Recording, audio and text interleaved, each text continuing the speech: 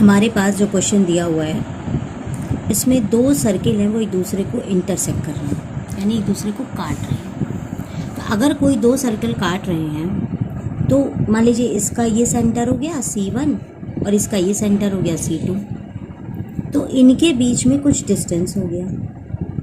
ठीक, तो ये जब काटते हैं तो ये जो लाइन ऐसे बीच से जाती है, ये इसको कहते हैं कॉमन कॉर्ड। इस लाइन को कहते हैं कॉमन कॉर्ड, ये ए और बी। यहाँ पर एक चीज़ और बताएंगे आपको कि मान लीजिए ये दो सर्किल हैं अलग अलग, ये मान लीजिए इसका रेडियस है R1 और ये मान लीजिए इसका रेडियस है R2। तो लेकिन जब ये सर्किल अगर इंटरसेक्ट करेंगे तो ये जो C1 से C2 तक की दूरी है ये R1 + R2 नहीं होगी, क्योंकि ये सर्किल इसके अंदर चला गया, ये अलग हो जाएगी, कुछ बदल जाएगी।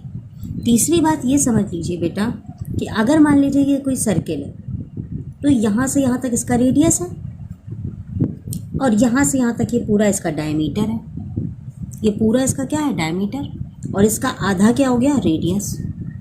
अगर हम कॉमन कॉर्ड की बात करें तो यहाँ पर ये आपका ऐसे बन रहा है, तो आपसे ये जो रेडियस है वो यहाँ तक आ रहा है, इस सेंटर से यहाँ तक, और इसका रेडियस यहाँ से यहाँ तक आ रहा है।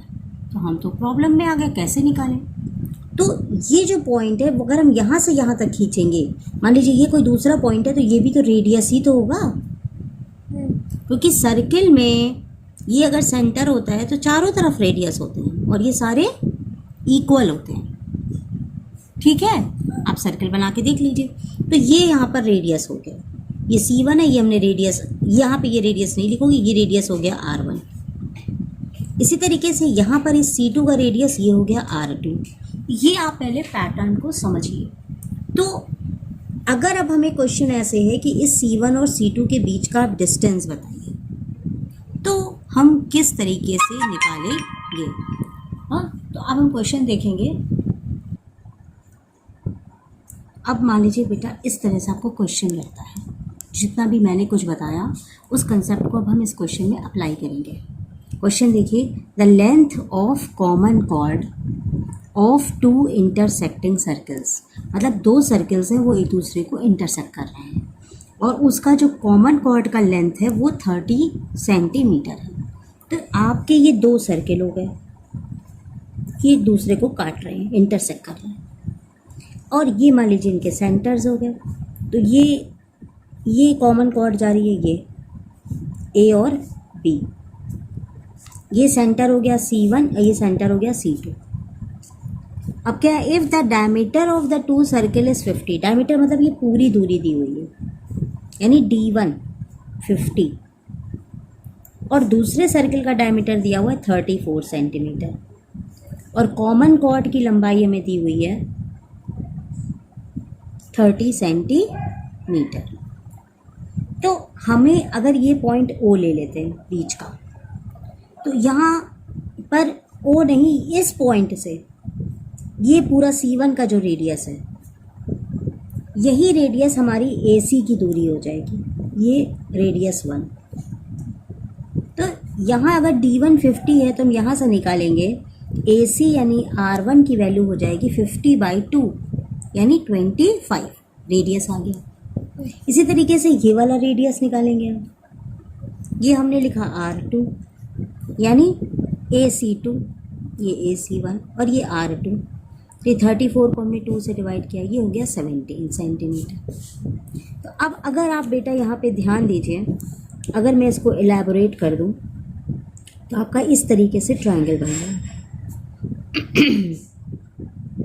ये O पॉइंट है, ये C1 है, ये C2 है, ये R1 है, ये R2 है, और ये कॉमन कॉर्ड जा रही है। लेकिन कॉमन कॉर्ड देखिए पूरी A से B तक जा रही है, यानी A से O तक की अगर आपको लेंथ निकालनी है तो उस आप कॉमन कॉर्ड को भी 2 से डिवाइड करोगे, यानी length of AO is equal to 30/2 यानी 15 हो गई आपकी।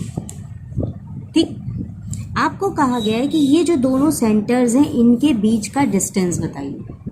तो अगर आप ये डिस्टेंस निकाल लो और ये डिस्टेंस निकाल लो और दोनों को आप जोड़ दोगे तो आपका टोटल डिस्टेंस आ जाएगा।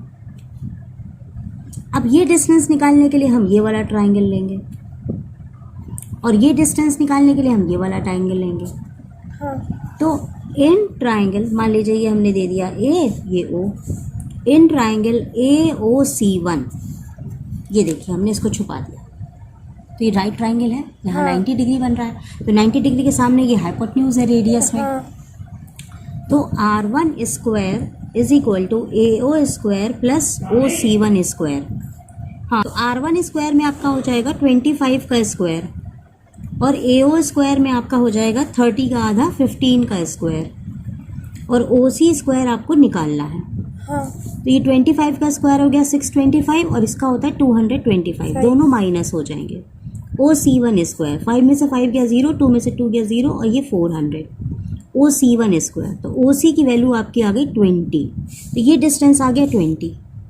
इसी तरीके से आप इधर का भी निकालोगे, तो ये आपका रेडियस कितना है 17, ये हो गया 17 का स्क्वायर, ये 15 का स्क्वायर और ये OC2 स्क्वायर, ये हो जाएगा 289 minus 225 is equal to OC2 square. आप माइनस करोगे तो ये 4 और 8 में से 2 गया 6, 64, और 64 का स्क्वायर रूट क्या होता है 8 होता है।